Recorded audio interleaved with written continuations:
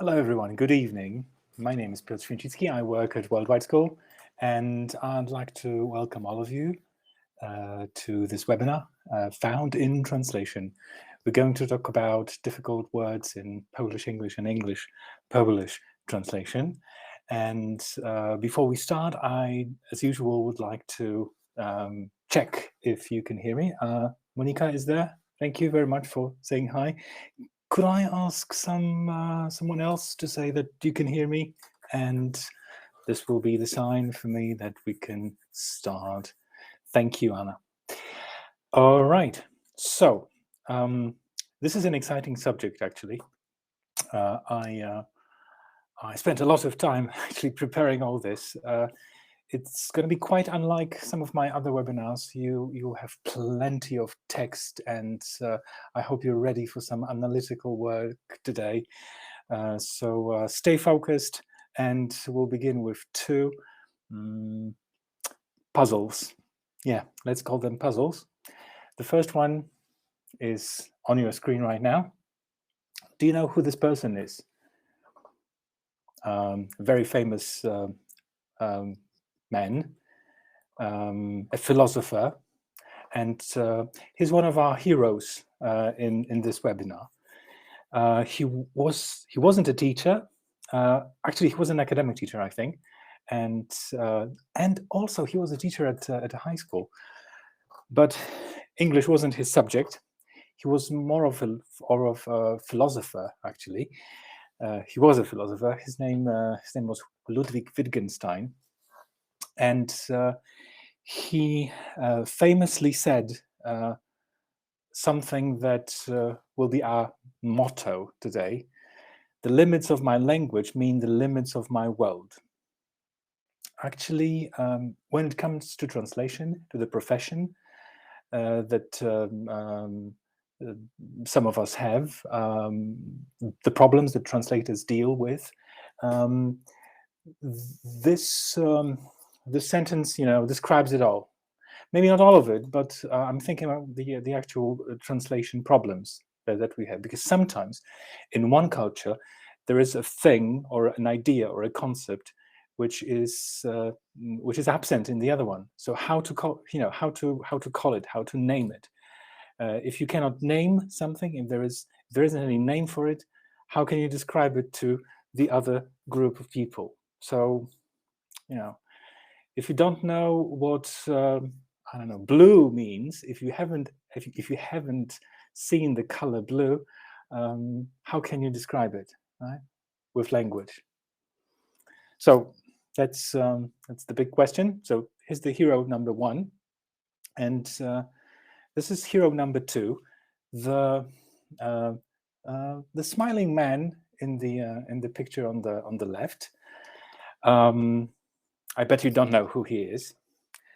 The picture in the middle, you can see a group of people. Do you know who they are? Please use the chat box to type your ideas. Who could be these people? And there's a little animal on the right-hand side. What's the name of this animal? Anybody knows? Right? Maybe you know the name of the person on the left. Okay, no clues. How about the animal? Surely some of you know the name of this creature. Is it a fish? No. Is it a? It's a seal. Exactly. Any connection?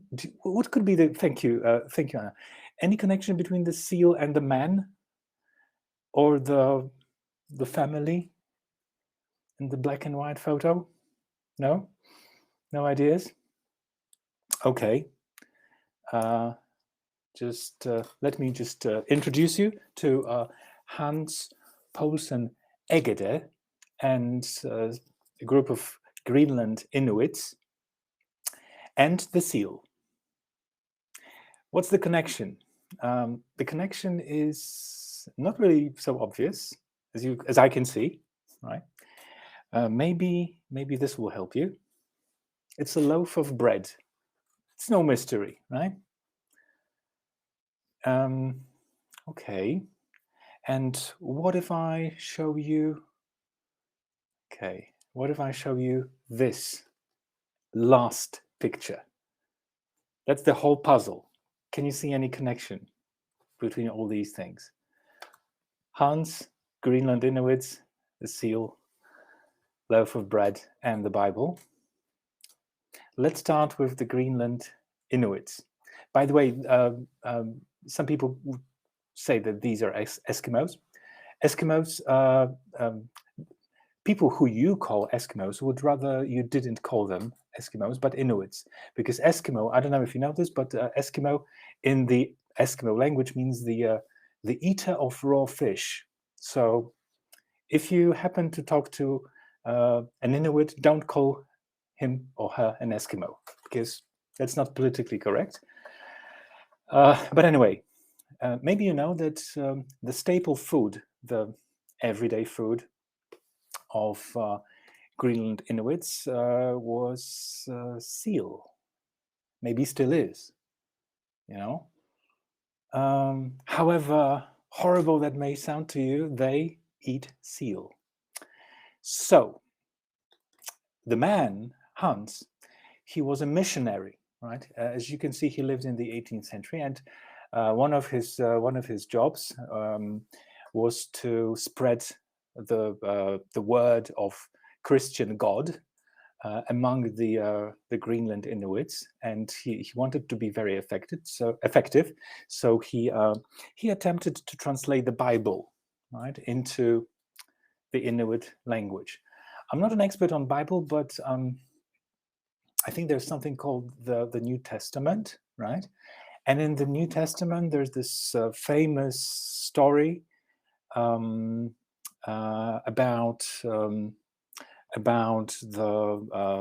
the prophet, right? The Savior, Jesus Christ, of course.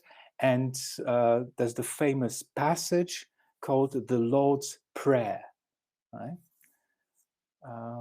Do you know this passage, Lord's Prayer? Some of you may know it, right? One of the lines in the Lord's Prayer is about bread. Yeah, the daily bread. Now, how can you teach these people about Jesus and God and Christianity if they don't know the concept of bread, which is key in the New Testament, isn't it? So he did a lot of thinking, because, and he was just thinking, these people don't know what bread is, but they know what seal is. So I'm going to overcome this translation problem by, no bread, by coming up with this. So in the Lord's Prayer, I'm not going to quote the whole text. He wrote, "Give us this day our daily seal." Quite smart, don't you think? This is how you can overcome some translation problems. Definitely, something culture specific. It would make no sense to actually, talk about bread if these people didn't know what bread is. So, to cut the long story short, this is a very good example. I'm not sure if it's true. It's like a myth among first-year translation students. That something like this happened. I don't know if this is a real story or not, but it's a good story, isn't it?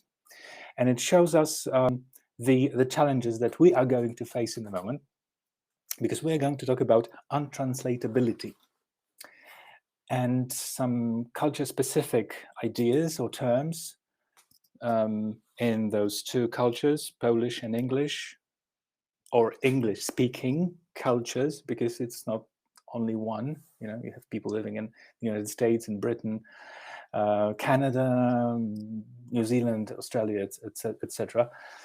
Each of these locations has, different setting, culture, and culture words, which may be difficult to translate. And we're also going to talk about just a little bit about false friends. Some of these words will be difficult to translate, but there will be some some words in the other language that kind of explain or give the idea of what something is like. But some of them could be called false friends, so you have to just watch out. What do I mean by this? Untranslatability. Do you know the word Schadenfreude? And it's a word which originally is German, and actually it has entered the English vocabulary. It's also an English word, Schadenfreude. Do you know what it is? Do you know the concept of Schadenfreude? Anyone? Just please type. If you have, even if you don't want to explain, just say yes. I know what it is. So let me just show you, right? Or let me give you an example. Let's imagine that in the next 10 minutes I make a series of mistakes here, and one of you works for a language school, a competitive language school, and he's looking at this webinar, and he's like, thinking to himself, yeah,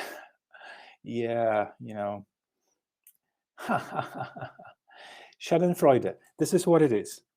So it's the experience of pleasure, or joy, or self-satisfaction that comes from learning or witnessing the troubles, failures, or humiliation of another person. So, your neighbor has some problems, and you're thinking, good, right? So, Schadenfreude. We don't have this concept in Polish. We don't have a word for it, right? So every time something like this happens, usually, and the other culture kind of likes the idea, the word is borrowed to the language. Sometimes with the pronunciation, with the same pronunciation, sometimes the pronunciation is a little bit changed. So this is what happens, borrowing, from one language to another, and no translation needed because it's impossible. Sometimes a new word is invented. There are some other examples. One of which you can see right now. Do you happen to know Japanese? Do you know what this means? I'm not such a smart ass. I don't know Japanese too. All right. I googled this, but maybe you know the word umami. Actually, it's a word and a taste, a sensation, right? It's one of the tastes. There are 4 basic tastes, as you know: sweet, sour, salty, and bitter. That's the 5th taste, exactly. Thank you, Anna. So, do we have a word for it in Polish? No. The Japanese do have the word, right? So, another borrowing, culture-specific, untranslatable. Of course, the word is also in English. It's used in English. It means this, it's delicious for Japanese, right? It's the savory, broth-like, meaty. It's the taste of sushi, right? Yeah, we use umami, of course. Yeah. It's just an example, right? But we use umami. We don't have a word for it in Polish. We have for sweet, we have a word for sour, we have etc. But we don't have it because maybe we haven't had. I mean, now we can have sushi, right? And these products are available. These dishes are available. But over the course of centuries, I think this taste wasn't particularly available here in Poland. So historically, we don't have the word.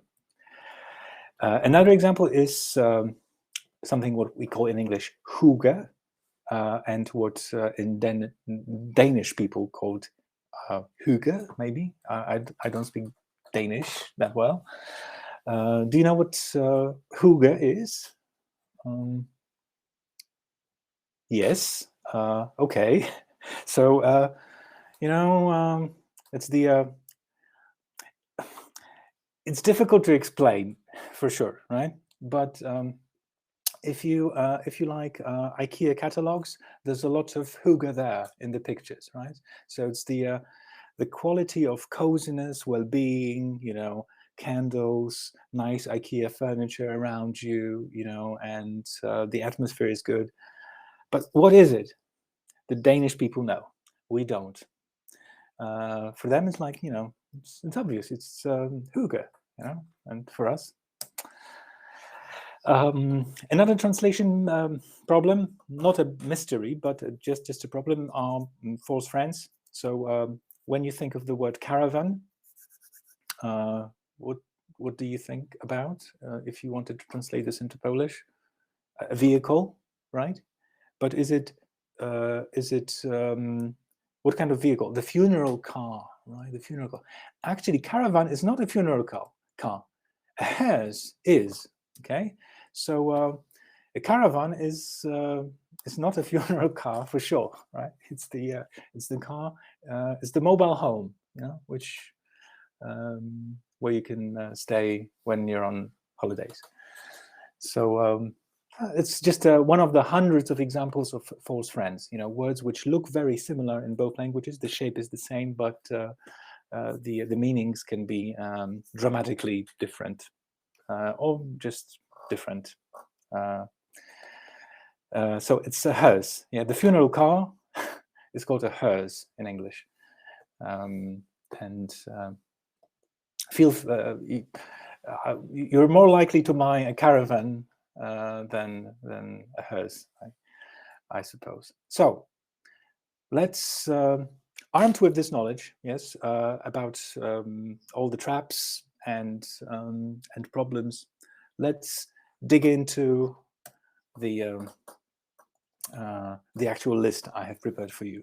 I have broken all the rules of modern slide composition. You'll see plenty of text. I'm sorry, you know, but I've decided to be a little bit more analytical and scientific, more than usual. The first word is aktualny. Think about aktualny in English, right? Isn't actual? Maybe it is. Actually, it isn't. There is a word which is actual in English, but it's not the actual word. What I mean by this is that actual in English means faktyczny, rzeczywisty, right? So it's he's the actual astronaut, you know, not the actor, you know, he's the actual guy, right? The real one. So message number one: don't translate aktualny as actual. Okay, so if not, then what? Those 8 points? Yes.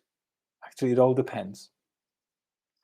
Aktualna uwaga, which means that it kind of makes sense, right? An apt comment. Maybe you don't know the word apt. You can just, you know, note it down and check it later. But one of the meanings is, yeah, just good. Aktualne. Aktualna cena euro. What is the current? Yeah, so current price of euro. Or you can ask a different question. How does euro stand at present? So that's aktualny. Aktualny plan spotkania is the timetable up to date. Aktualny adres. So maybe he changed his address, and what's his new address? Or maybe present address. It depends. Maybe it hasn't changed. What's his new address, present address? Aktualny cennik, up to date, again, right? So it seems like it's quite popular. Or the latest. Why not the latest, right? Aktualne wiadomości, recent news. Aktualny temat, you know, something that, you know, is in the media or has been in the media, you know, for a long time. Topical. It's a very topical subject. Or something is very much in the news. Aktualna sytuacja na świecie, the present day world situation. So you know, we don't have to think too much about all these. I just wanted to show you an example. You know, one word and so many possibilities depending on the context. Yeah. But one word in Polish. Okay. Oh my God. Yes. This looks scary, doesn't it? But that's the reality, right? If you want to translate the word badać, everything depends on the context. Everything depends on the thing that you examine, test, investigate, probe, look into. Let's take a look at some examples. Test a new drug, right? So you test a new drug. You don't. There would be a little difference in meaning if you want to say check a new drug, right? So you can check the effects of something. With patients, you examine patients. With public opinion, you survey public opinion, or you sound out, sound out the public opinion. Badać rynek. You don't examine the market, you survey the market, or you carry out market research. Badać świadka, examine a witness or question. Like the police is questioning the witness. Badać teren. Some other choices like survey the area, explore the area, or a military term. I think it's military term. Looks very French, doesn't it? It's reconnoiter. Yeah, reconnoiter the area. So not very popular. You don't have to remember this one unless you are in the military. That would be useful. So it exemplifies the problem once again, as you can see. One word, so many options. So which one to choose? It's not the cultures, it's not that we are living in the different cultures. We just maybe there are some more possibilities in English than in Polish. So collocations, very important. Ask your teachers about collocations. Similar case with badanie. Fortunately, not so many options here. One thing about the word research is be careful. It's in 99.5%, it's always in the singular. So carry out research, right? Not researchers, just research, and it's uncountable. But you can also translate it as work, right? Professor Dennett's work on consciousness. So research on consciousness, work on consciousness, to possibilities. Yeah, totally different area.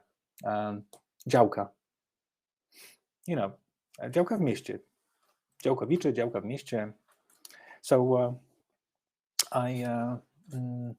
it was a late Sunday morning, and I was, gathering ideas for the webinar, and I was just thinking, what word is difficult? And I said, why not działka? What's działka in English? So I looked it up in the dictionary, the best dictionary available, which is the Polish English Polish PWN Oxford Dictionary, and it says a garden plot. Okay, I read on. Building plot. Plot is a word which is connected to real estate. So it's like a plot of land. Yeah?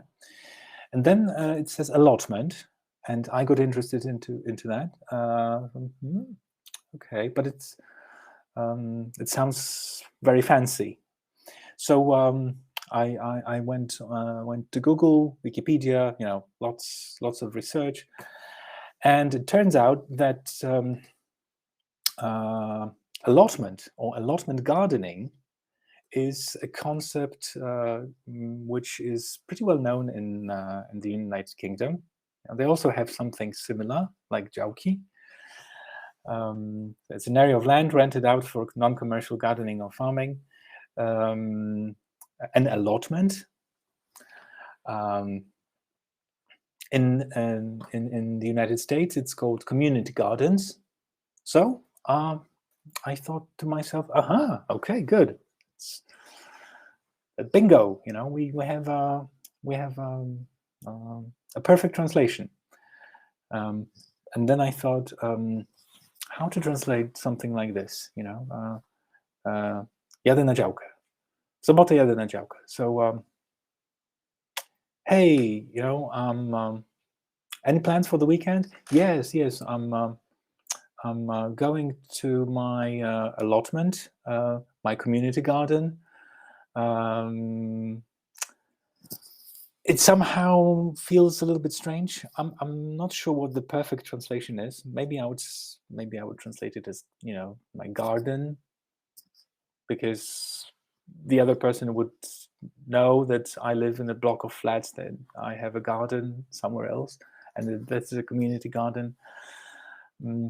This example shows that the dictionary may be right or maybe partially right, and that when you translate, you have to do some research. Never be content with what you find in the dictionary. Definitely not what you find. Definitely don't be content with what you find in the old Stanisławski Polish English Polish dictionary, which may be sitting on your shelf right now. If you look up the word hamburger in it, the definition is let me think, bułka, hamburger, bułka z parówką, right? So, of course, it's an obvious mistake, but just a little joke. You can really find this still in even in the recent editions of Stanisławski. So anyway, don't trust dictionaries. Use the internet. Do research.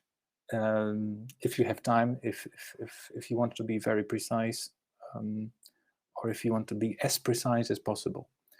Fabryka. Lots of words for that idea, for that concept. Factory. The most obvious one. But why not plant? You've heard this, right? Plant. A car plant, meaning a car factory. What's the difference? How to use it? I'll tell you in a moment. Another possibility is works. So how to be precise, how to be accurate. If you're thinking about translating a text about a company, right? So maybe it would be good to actually visit the company's website and see if there's an English version. Hopefully, it was professionally translated and somebody, paid attention to how to call, or what decision was, if to call this place a plant or a factory, because that's going to be their official name. So websites. But sometimes you have freedom, sometimes you don't. You don't say power factory, you say power plant for elektrownia, and waterworks for wodociągi, and not water factory or water plant. So sometimes you just have one thing to choose. Very similarly with the word zakład. I thought about fabryka, zakład, and placówka because one of my students asked me about the word facility a few weeks ago, and because he was thinking that maybe facility, the purpose of facility is to make something easier, right? Like facilitative, facilitate, facilities in a hotel. Actually, facility can be very nicely translated as zakład, but also fabryka in a way. Like we have three facilities in Poland. One in Rzeszów, one in Gdańsk, and one I don't know, in Wrocław, for example. So facility, something good to know. But there are lots of other choices, as you can see. Hairdressers, just hairdressers, and there's nothing there. I visited my hairdressers, or beauty parlor, funeral parlor. Even the word shop will do the magic here, right? So it could be zakład. Yeah, placówka, business, firm, company, organization, establishment, institution. I think we can change the slide. Yeah. That's one of my favorite. Foch, you know, zafoszony, you know, strzelić focha, and all these little brothers and sisters to the word foch. Again, I looked it up, and that's what I found. Fochy, the sulks. Strzelić fochy, to have the sulks. And that's the Polish English dictionary. And then I looked it up in the English dictionary, and this is what it's still Oxford Dictionary. So very, reliable source of knowledge. To sulk, verb. Be silent, morose, and bad-tempered, out of annoyance or disappointment. So, okay, maybe that's the feeling. Maybe that's the emotion. He was sulking over the breakup of his band. Somehow that doesn't carry the idea of, Polish folk. By the way, it would be interesting to know the Polish etymology. I haven't had time to check this. This could be your homework. Sulk, coming back to sulk. Period of sulking, she was in a fit of the sulks. So in general, sulk means something, or sulky means like bad-tempered, so kind of angry, resentful, refusing to be cooperative or cheerful. So yeah, in a way, it does make sense. But I don't know if you know, but I do webinars 2 times a day. Like the same subject, at 2 p.m. and now with you. And in my first webinar, one of the participants said, "Hey, I know a good translation for that." And I said, "Really?" And she said, "Yes, because I lived in Britain for some time, and I lived in the East Midlands of the United Kingdom, so the area to the east and north, let's say. And some people said Mardi, Mardi." And I said, I haven't heard this word, but I'm going to look it up. So this is what I did, actually. And amazing, it could be the word, actually. Because Mardi, but it's a word which is used predominantly in this part of Britain. So, it's not very popular somewhere else. It may not be that well known in the United States. So it's kind of, one area of the country uses the word Mardi. He was feeling Mardi the whole day. There are some phrases like a Mardi bum or a Mardi arse or a Mardi bugger, don't be such a Mardi bugger, or don't be such a Mardi ass, which may be a good equivalent of nie strzelaj takich fochów. So Urban Dictionary says, because it's a little bit like grumpy, foch, sulky, could be also related to, maybe not related, but it's more or less the same as grumpy, or surly. But it's not exactly the thing, right? So Urban Dictionary says, perhaps the key difference between grumpy and Mardi is that the former, so grumpy, involves more anger, and the latter, Mardi, more self-pity. So, foch, maybe. However, in almost in an almost bipolar way, the Mardi arse will tend to be someone who has mood swings, who swings from surly, resentful to surly aggressive. So maybe that's the word. But how can you know if you haven't seen a Mardi arse, or somebody who you would have to hear it from a native speaker pointing to this particular behavior and compare it with foch. 2 more contenders for foch: stroppy, pissy, American. Which is the perfect one? I have no idea. My intuition tells me that maybe the Mardi is the one. But if it's so local, then should we use it? Big question. No good answer. For this one, I have answers. Don't translate. Right? Gmina, powiat, województwo, they stay the same because they are culture specific,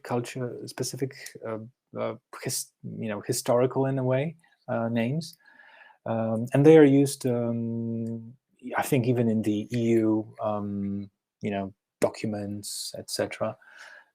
So gmina stays gmina. It's a district. It's not a borough or something. It's the you can say gmina authority if you want to add a little bit of explanation for someone who may not know the realities of Polish culture. So gmina authority, urząd. The same with powiat. Just feel free to use it. Powiat authority. With województwo or voivodeships, it's a little bit more complex issue. I mean, on the one hand, it's easier. On the other hand, it's a little bit more complicated because województwo is voivodeship, as you may know. But what about podkarpackie, małopolskie, and świętokrzyskie, and all the other voivodeships? So again, I went on the internet, and this is what I found. There are 4 types of translation solutions to the names of Polish voivodeships. Some of them are based on Latin. This concerns mainly the geographical areas which have been known for like centuries. So they were marked on maps a few hundred years ago. Latin was the language of scholars. So Silesia, Lower Silesian, Mazovian, even Subcarpathia. These are well-sounding translations. Silesian, of course. Warmian Mazurian. That's a nice one as well. But in some cases we have translations like the Holy Cross voivodeship.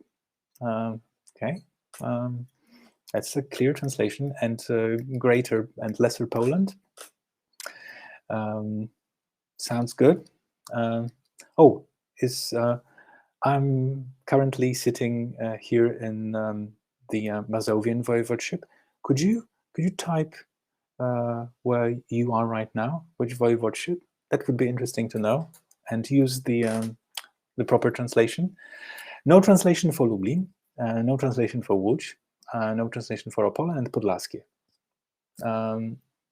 Maybe there are some good reasons. Maybe it's just very difficult to find a translation.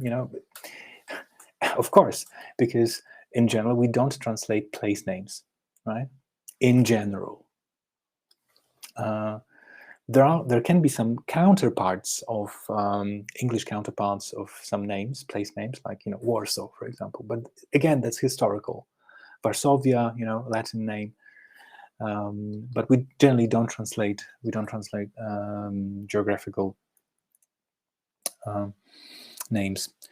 There's one tricky translation, lubuskie, and it's. On the internet and in documents, it's known as the Lubusz voivodeship. And I was just thinking, why Lubusz, or lubuskie, actually. So I googled Lubusz, and apparently Lubusz used to be the capital, or Lubus, the German. It was a German name, and a German city. And it's not in Poland right now, but it was like the main city in this area, in this area. So this is why we have Lubuskie, and but the place is not in Poland right now. So kind of tricky, maybe not politically correct, but let's move on. So Mazovian voivodeship. So we're neighbors, but it's just the two of you plus me. By the way, Mazovian and all the other adjectives which are based on proper nouns, you spell them with capital letters, right? So this is why you spell Polish with a capital P. That comes from Poland. It's a proper noun, so the adjective that is related, it's going to be always spelled with the capital letter. But anyway, kamienica. That's a very that's an exciting one. Kamienica, right? A tenement. What do you do when you want to check what kamienica is in English? You go to the dictionary and you just look it up. Tenement. I was a little bit skeptical, to be honest, especially with historic tenement. What do you mean? What do we mean by kamienica in Polish? Ponura kamienica. So maybe a gloomy tenement. That sounds good. That sounds good. But actually, the word tenement has some negative connotation to it. So it works well with a gloomy tenement. W tej kamienicy mieszkali moi rodzice. Depending on the condition, the history of the building, it could be a tenement, it could be not. Why not say building? My parents lived in that building, so we have tenement, building. Wśród kamienic Starówki, among the many historic houses. A historic house, because you see, not every tenement will be an architectural, gem, right? So let's call it a historic house in some cases. Kilka kamienic w stylu secesyjnym, several Art Nouveau buildings. Definitely not tenements. I'll explain why in a moment. W Krakowie na rynku pod numerem 6 stoi szara kamienica. You may have seen it. It's like it's very close to the Mariacki Cathedral, but it's grey, so it's not very attractive. But it's one of the most expensive places in Kraków. Like if you wanted to rent some office space over there. So will we call it a grey tenement? No, rather not. A grey house. Some guidebooks call it. Why not tenement? It's a long history, but I'll just give you a condensed version. Tenement, as a word, it was more or less first used in the United Kingdom, in Scotland. You can see some pictures here. Maybe you recognize the places. The picture over here, that's in Edinburgh.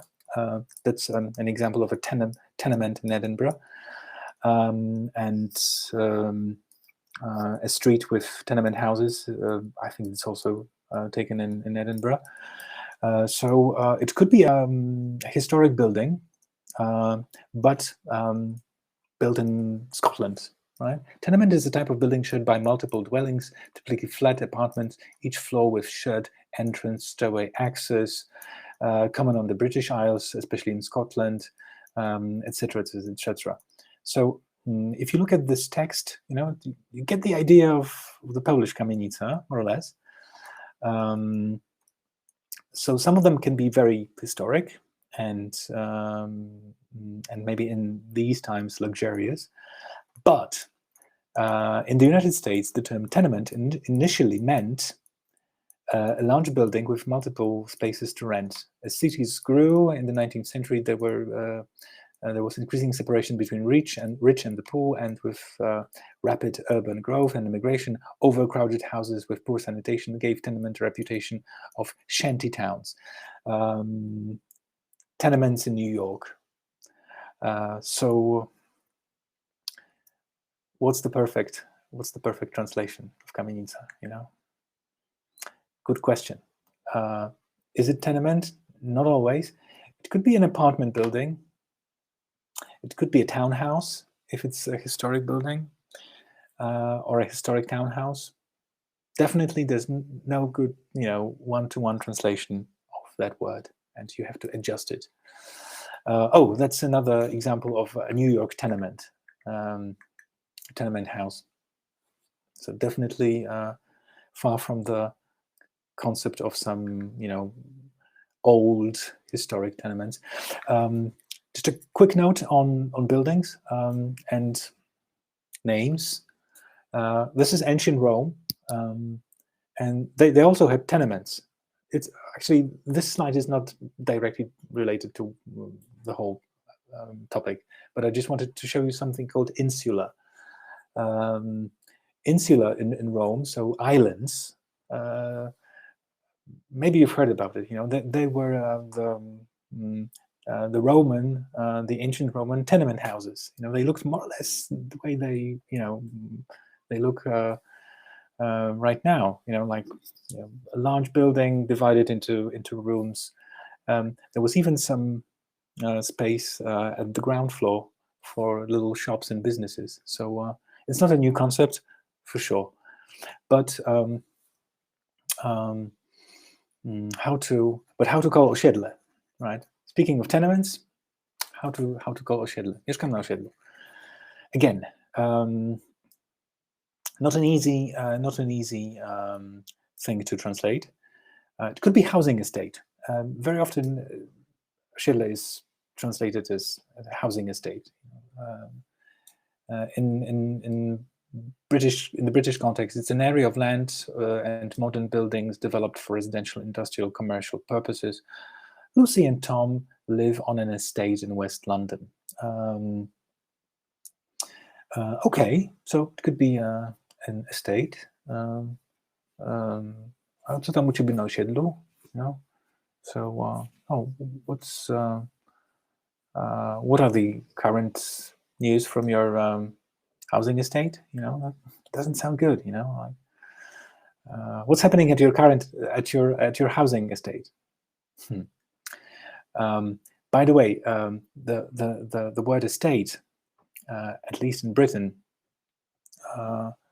has some pejorative tone to it. You can see the little excerpt from an article about London as estate, housing estates. So the connotation is like a ghetto, poor neighborhood, cheap housing. So maybe that's osiedle, maybe that's osiedle, but it's difficult to say.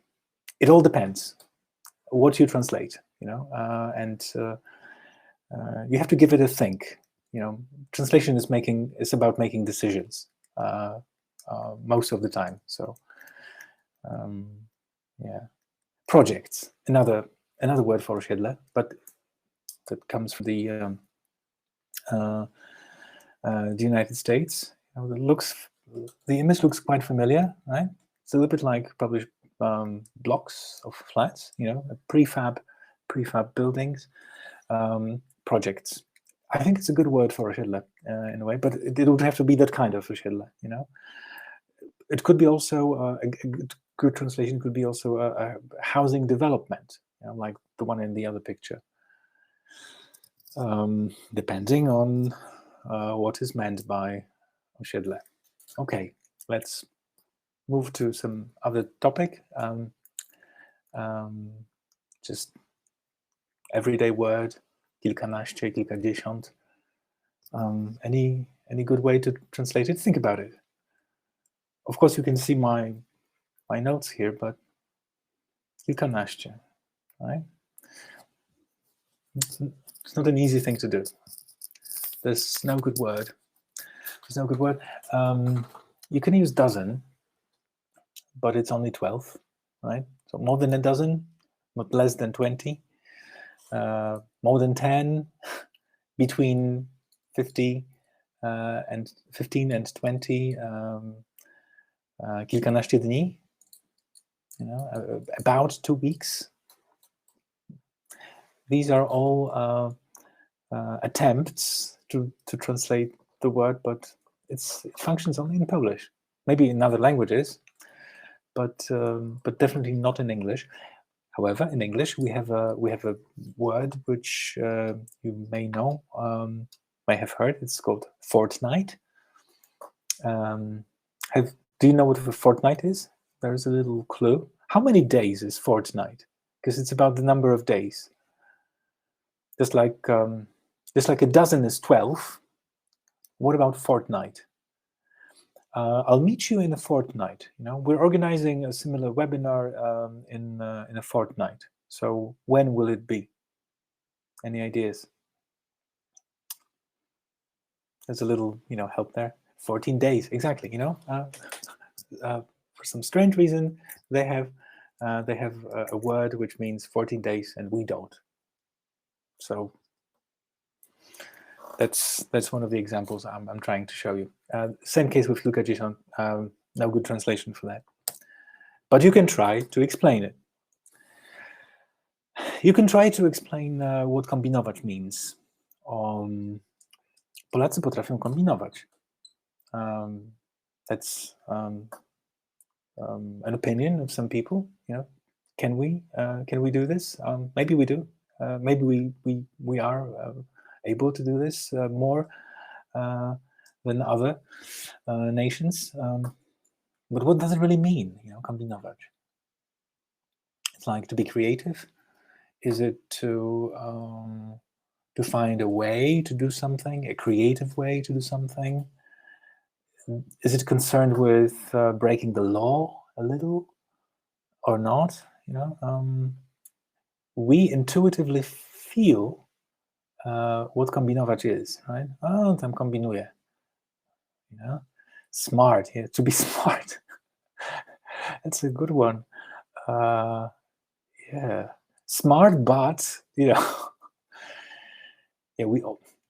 we had to survive. It's about survival instinct, that we had to develop during the many years of repressions and oppression, and etc. etc. So there's an idiom which is maybe close to this: wheel and deal. To engage in a commercial political scheming. Scheming is knuć, snuć intrygi. Especially with no scruples, the wheeling and dealing of the Wall Street boom years. That's an example from a dictionary. But on przez całą komunę kombinował. He was smart.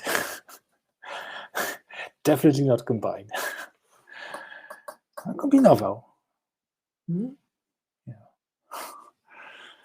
Culture specific. Maybe they don't have the word because they never had to do this. This one is a different case. Nothing related to history. I just feel some kind of lack of a good word to translate merytoryczne into English. Definitely, if you look it up in a dictionary and you see factually or substantially, which are good words, but if you want to say, przepraszam, ale ta uwaga jest niemerytoryczna. It's not substantial. Your remark was not substantial. Was not factual. So I'm not sure if this is the right one, but I tend to translate it as relevant, and you won't find it in dictionaries. Your remark was irrelevant, because we are talking about I don't know, the end of the fiscal year, and you're talking about, I don't know, HR issues. This is irrelevant. Something like this. So next time you come across this situation, you want to say there's merytoryczne, think about it. Definitely not meritorical. Absolutely makes no sense. But relevant? Why not? Something very innocent looking, między innymi. I think that 99.9% of translations of this into English is among other things, which is not bad. I'm not saying that it's bad, but there's a better option, I think. It's the word including. Konsekwencją tego było uznanie nowego suwerennego państwa Ukraina przez wiele krajów, między innymi Polskę. The result was recognizing Ukraine as a new sovereign state by many countries, among other Poland, or among other, definitely not things, yeah? Why not including? Just including, yeah? It's seems not so obvious, but it works well in here. Yeah, and try to use it as much as possible instead of among other things. Na przełomie, another phrase, na przełomie XIV i XV wieku. Oh, well, now you know, right? That you could use the phrase at the turn. But be careful, because in Polish we have two dates, right? The 14th century and the 15th century. So if you use the phrase at the turn, you use the second date. Yes, na przełomie XIV i XV wieku, that's going to be at the turn of the 15th century. Okay, so that's the little trick you have to do. With decades, it's different. With decades and with months. So we don't say at the turn of November. But you say at the end of October, and you could add and the beginning of November. No other way to translate this, just by saying that. Oferta, different case. That's because it's usually a translation trap, because there are two words for one thing in Polish. In Polish, we say oferta and oferta. To nie jest w naszej ofercie. This is not in our offer. No. This is not in our range. Because an offer is like, a business offer. So you can send an offer to a business. It's a B2B offer, right? And the word range, you just use it to show your range, the range of services, the range of products that you offer your clients. So that's how you use it. Be careful. All right, one of my favorite ones. Panie Piotrze, Pani Krysiu, right? How to translate this? An everyday example. Never, ever translate this by hi, Mr. Piotr, or hello, Miss Krysia, or good morning, Mrs. Christina. No, it sounds horrible in English. There are other ways in which you can keep a little bit of formality of Pani Piotrze, Pani Krysiu, and you do it by doing something else than saying hi, Mr. Piotr. You just say hi, Piotr, or hello, Krysia. So you just use the name. Use the name. Don't be afraid to use the name, the first name. You don't have to. You don't have to say Krysia. You can say Krystyna. So don't use the diminutive. Use the full name. So hello, Krystyna, right? And in order to be polite, use the proper grammar. A little bit more complicated. Use some modal verbs, maybe longer phrases. Try to convey politeness in a different way, and that will be okay. Of course, you could say hello, Mr. Święcicki, and that's the only possibility you have with Mr., right? Because Mr., Miss, Mrs., they go with surnames. So no translation. I don't want you to make these mistakes. They will sound funny, just funny, if you say this. Okay, it's evening. Have you had something to eat yet? Right. Maybe you have. Maybe there are some leftover Polish dumplings or Polish sausage in the fridge, or Polish hunter stew. Let's translate all these, food names. Why not? Well, not. Actually, not. Do you translate tortellini, chorizo, and paella into English? I don't think so. Into Polish? I don't think so. So why would you translate Polish, names of dishes into other languages? You wouldn't. You wouldn't actually. Here is a living proof. If you go to Wikipedia, the English version of Wikipedia, there's a whole section of pierogi. Like 7 pages long, all in English. There's an even longer section on kielbasa. These words have entered the English language as they are, because they are so culture specific. Polish kielbasa is much different from American or British sausage. Some of you may know this if you've been there and if you tried these sausages. So sausage is like a big word for so many things. One of them is kielbasa. The same with bigos. It's like I'm not saying that it's the Polish paella, but let's treat it as such. Right? Bigos is a bigos. It's not a hunter's stew. If everybody knows what paella is, then it can be the same with bigos and pierogi, which is definitely more popular. So no translation here. Don't worry about them. I mean, the people who don't know what these dishes are. If you are so concerned with letting people know what these dishes are, you can explain that pierogi is a dish made of blah blah blah, or that bigos is a dish made of sauerkraut. By the way, I didn't think of this. Sauerkraut, another example of borrowing from German into English. Right? Maybe on the British Isles, the idea of sauerkraut was not known. There's a good chance for that. It came with the German sauerkraut, Kapustagfasson, right? So they borrowed the. We have it, Ishana, we know what it is, but the English had to borrow it. Procent. There's a little trap here, just like with oferta.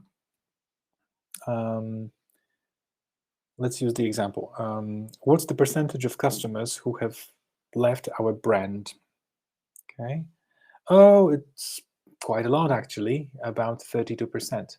So how do you use these two words? Okay, to talk about an idea, a concept, not the figures, use the word percentage. Yeah, what's the percentage of this? What's the percentage of clients who are happy? Not percent. Only when you give the actual figure, well, the percentage of happy customers is 15%. This is how you use it. Be careful. I know the time is running out. I'm almost done here. Remontować and remont. Okay, lots of possibilities here. I'll just read you the possibilities. It could be a renovation. It could be a repair.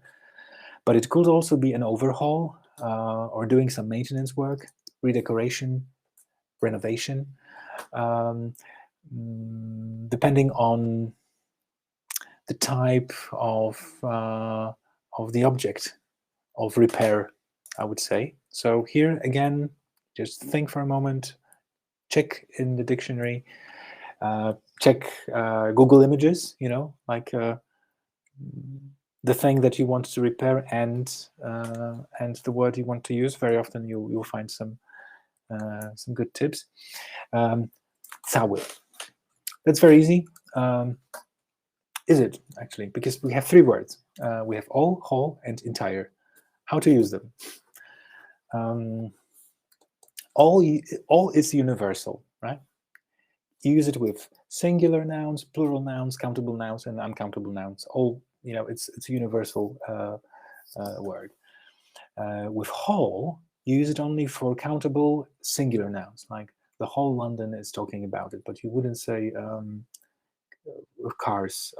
All the cars were broken. Whole the cars were no, and it's the same with entire, right? So entire and whole, you use them with singular nouns and countable only. But 1 word in Polish, 3 words in English. Something to think about. We're almost done, almost done, I promise. I think just two more.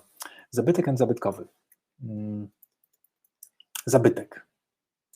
Depending on what this thing is, it could be a building, it could be a painting, it could be a book, a piece of jewelry.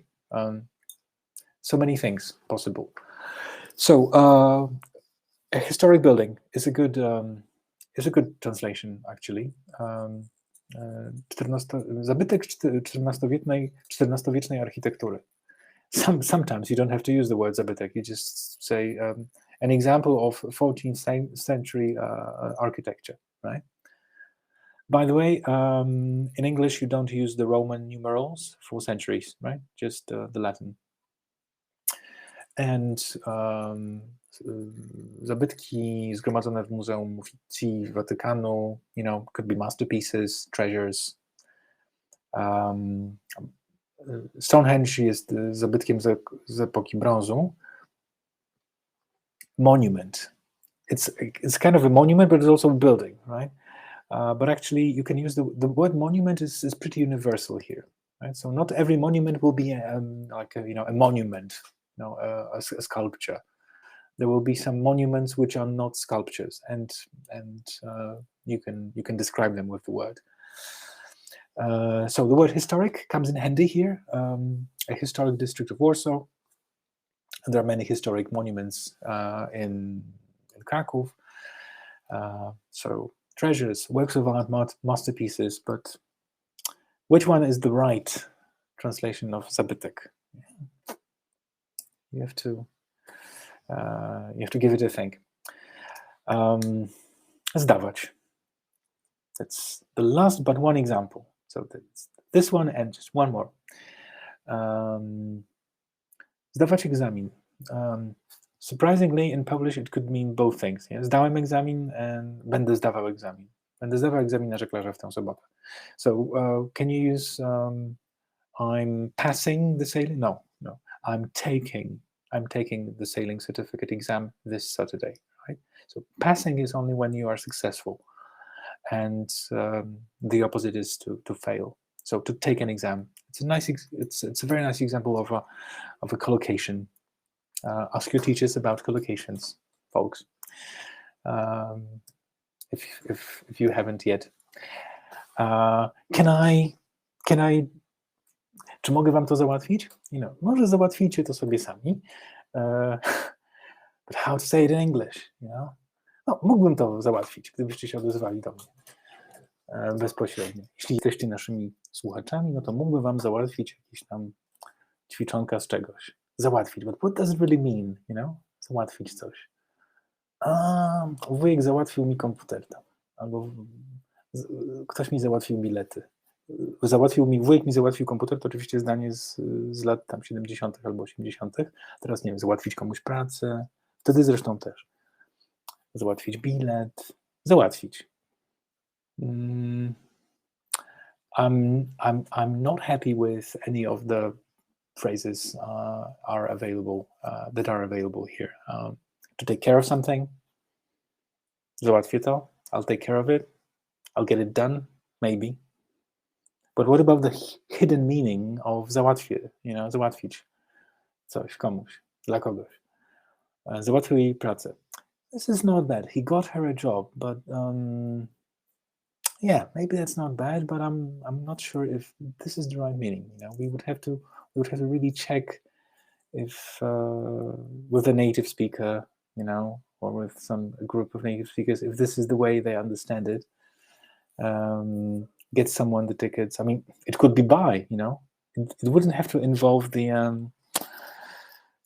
if you do this in Polish, you know someone who knows someone, and maybe it's easier for you to buy this thing than the rest of society. So it's a translation problem for sure. Any other examples? I know it's late, but maybe there's a word that you're thinking about and you want to share it By the way, this whole presentation, you'll find it in the PDF. We'll send it to you. So you needn't have done all the screenshots. Actually, you'll get a version of it soon by email, plus the recording. It's late, but I'm going to be merciless. Merciless. I've got some homework for you to do. English published translation. Don't worry, I'm finishing. You can take a screenshot right now, because I'm not sure when the materials will be available. But if you want to do some follow-up, take a screenshot of the screen right now and try to find good translations of these words from English into Polish. A bid, bottom line, chief, fortnight. Well, this one you know. Garage, inflammable. That's a very interesting one. Premises, respectively, unputdownable, and venue. Just a few examples. I'm sure you'll be surprised in some cases. So thank you very much for staying so long with me. But I really felt the need to tell you maybe a little bit more than usual. It's a big subject, but it's an exciting subject. Translation can be awfully boring if you do it professionally. But if you do it from time to time, it can be fun, you know. Yes. Yeah. So good luck with your translation choices. Thank you very much. And I just want to wave to all Worldwide School students. Thank you for being with us.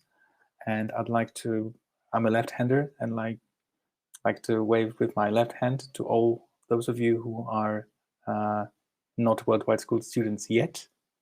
Come join us. Visit the website, www.worldwideschool.pl. There's a little form. If you're interested, you can fill in the form and ask for some language training. By the way, you don't say trainings in English, but training, it's singular. So yeah, feel free to call us. Thank you very much. Have a good evening, and see you next time. Thank you.